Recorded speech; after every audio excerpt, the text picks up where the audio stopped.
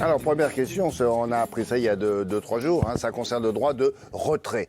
Alors, les employés du Louvre ont souhaité l'exercer, vous avez les chauffeurs de bus de l'Essonne aussi, certains. Concrètement, qu'est-ce que le droit prévoit en la circonstance avant d'être modifié éventuellement? Et oui, on entend parler de ce droit de retrait. En ce moment, c'est un peu le mot à la mode. Vous l'avez dit, employés du Louvre, chauffeurs de bus, certains enseignants aussi, on l'a vu dans le journal de Caroline tout à l'heure. Mais ça sera de plus en plus, William.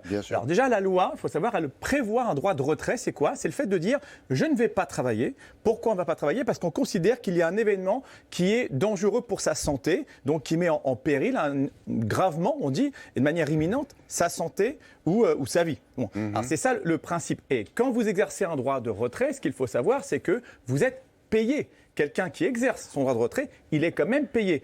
Vous n'êtes pas payé si l'employeur considère que votre droit de retrait, il n'est pas justifié. C'est ça, il peut le contester. Il peut le contester. Dans ces cas-là, il peut même ne pas vous payer et même aller jusqu'au licenciement en disant vous venez pas, c'est un abandon de poste. Parce que droit de retrait, on peut penser, par exemple, vous êtes dans une usine, il y a une fuite de produits chimiques. Je m'en vais tout de suite, droit de retrait, je ne vais pas travailler parce que c'est ma santé qui compte. Donc attention, on est payé, mais si c'est justifié. D'accord, mais du coup, là, avec le coronavirus, le droit de retrait, il peut s'appliquer ou... Alors, si tu mets le doigt sur la question, that is the question, c'est vrai que on débat, on l'a vu au Louvre, là, encore ce matin, il y avait un conseil spécial organisé par la direction pour dire oui, non, ils n'étaient pas pour la direction, en estimant que ce n'était pas justifié. Alors, ça dépend des cas. Évidemment qu'il y a des professions où on peut le comprendre. Vous êtes guide touristique, toute la journée avec 25 touristes du matin au soir, vous êtes collé à eux, on ne sait pas de quel pays ils viennent, ça peut être un pays à risque. Oui, droit de retrait, ça se comprend. J'ai même eu, moi, hier, un taxi qui m'a appelé au cabinet, qui est employé d'une société de taxi, qui m'a dit voilà, moi j'ai toute la journée des touristes à l'arrière de mon taxi. S'ils se mettent à tousser, moi peut-être qu'ils viennent de Chine ou je ne sais pas, est-ce que je peux? C'est une bonne question. Mais si vous êtes employé dans un bureau, vous croisez pas de clientèle, vous êtes face à votre ordinateur, bon là par contre c'est. J'ai entendu une autre profession aussi qui disait attention, prudence, les coiffeuses. Elles sont là, elles sont tout près de votre visage. Parce qu'il y a une proximité. Elles s'interrogeaient. On parle aussi beaucoup de télétravail pour éviter aux employés de venir sur leur lieu de travail et donc éventuellement de prendre un risque, quoi. Oui, alors il faut savoir que le gouvernement encourage le télétravail. Je ne sais pas si vous avez vu la dernière déclaration.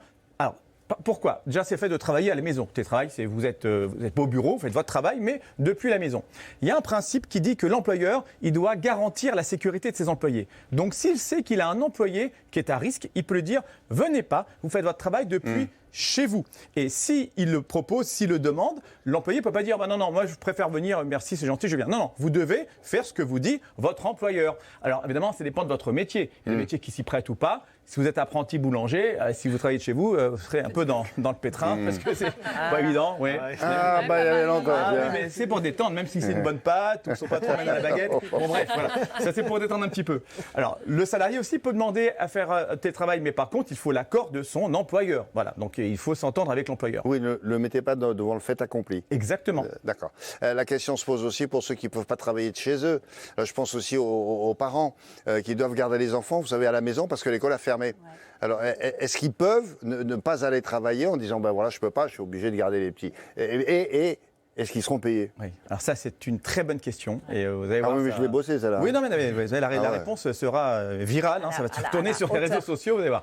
C'est vrai que le gouvernement, là encore, prend des décrets en ce moment pour essayer de faciliter les choses.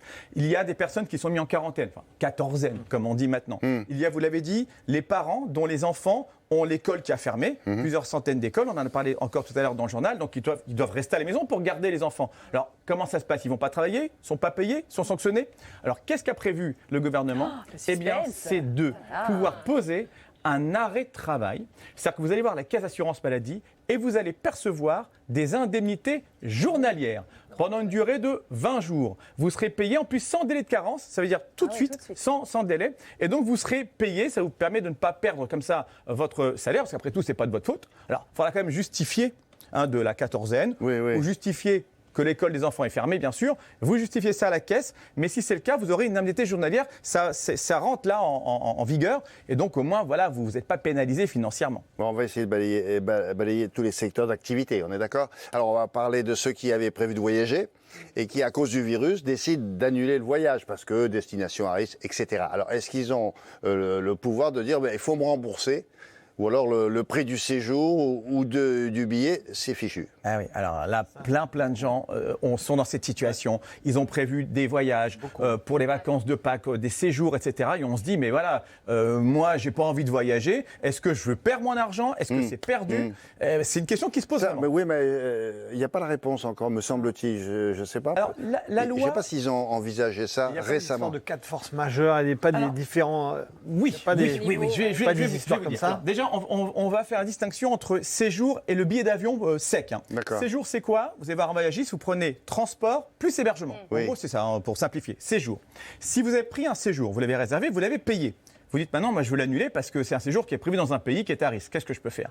Eh bien, la loi vous dit quelque chose. Elle vous dit que vous avez droit d'annuler et d'être remboursé si, dans la destination où vous allez vous rendre, il y a un risque. Alors, la loi dit précisément un événement exceptionnel ou imprévisible qui est apparu. Par exemple, vous allez. Alors, il y a une guerre qui a éclaté, il y a une tornade dans le pays, mais le coronavirus. On peut considérer que si vous deviez voyager dans une province chinoise... Non, mais vous allez en Italie, en Toscane, c'était prévu comme ça. Bon, alors voilà. Eh bien, oui, là, on peut dire que si c'est dans une zone rouge, vous dites que c'est un événement exceptionnel et imprévisible. Il n'y a pas besoin de plaider la cause, ça va, En tout cas, la loi, alors si le voyagiste n'est pas d'accord, vous allez pouvoir plaider, argumenter. C'est vrai que c'est au cas par cas, mais vous pouvez dire, je vais être remboursé, je vais annuler.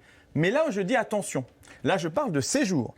Mais si vous avez acheté, William, un billet d'avion, vous avez pris votre billet d'avion. Bon, vous devez partir en Italie la semaine prochaine, billet d'avion. Bon, vous l'avez payé.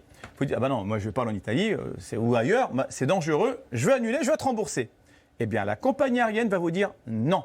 Parce que si le séjour, si le vol est prévu, le vol n'est pas annulé, la compagnie va dire, écoutez, moi le vol, je l'assure. Je considère que c'est pas risque. Si vous ne venez pas, tant pis pour vous. Moi, je ne vais pas vous rembourser. Le vol, il est là. Il est garanti, il est assuré. Donc là, il y a un problème. Alors, vous ne serez sans doute pas remboursé par la compagnie. Alors, que faire? Vous retournez vers les assurances de votre carte bancaire, par exemple, d'autres assurances qui pourront vous prendre en charge. Mais sinon, vous ne pouvez pas. Alors, les voyagistes aussi peuvent annuler, ou la compagnie, c'est elle qui peut vous dire, bah, moi, j'annule. Dans ces cas-là, si c'est elle qui annule, elle va vous rembourser. Et dans les 14 jours, vous serez remboursé. Le coronavirus touche évidemment l'économie du pays. On en reparlera dans la deuxième partie de l'émission. Alors, ça concerne beaucoup d'entreprises et de commerces qui subissent une baisse d'activité et qui sont parfois obligés de réduire leurs effectifs, mais de payer quand même leurs employés.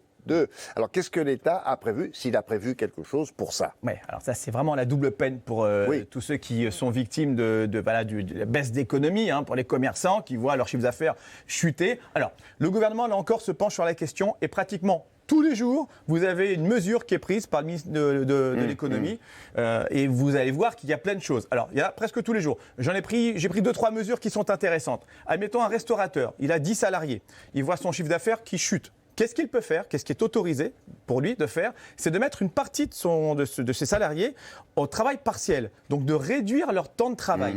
Ça va lui coûter moins cher et les salariés vont percevoir le chômage partiel qui va donc compenser la perte de salaire. Donc lui, il peut le faire et respirer un petit peu parce que sinon, ça pose problème. Deuxième mesure, c'est l'étalement des charges fiscales et sociales. Vous savez, une entreprise qui a bien travaillé l'année dernière, elle va payer des charges sur N-1 l'année d'avant. Mais si aujourd'hui, elle n'a pas de trésorerie, comment est-ce qu'elle fait pour payer? Elle est prise à la gorge. Alors, l'État vous permet d'étaler les charges fiscales et sociales. Et puis, troisième mesure, mais il y en a d'autres, ce sont pour les entreprises qui font de la livraison. Vous savez que quand il y a un retard dans les livraisons, vous avez des pénalités normalement à payer, mais là, on sait qu'aller sur Internet faire vos courses, vous allez voir qu'il n'y a plus rien et qu'il y a des retards dans tous les secteurs, eh bien, on fait sauter les pénalités de retard pour aider, pour désengorger un petit peu les entreprises. Donc, des mesures sont prises pour aider l'économie. Merci.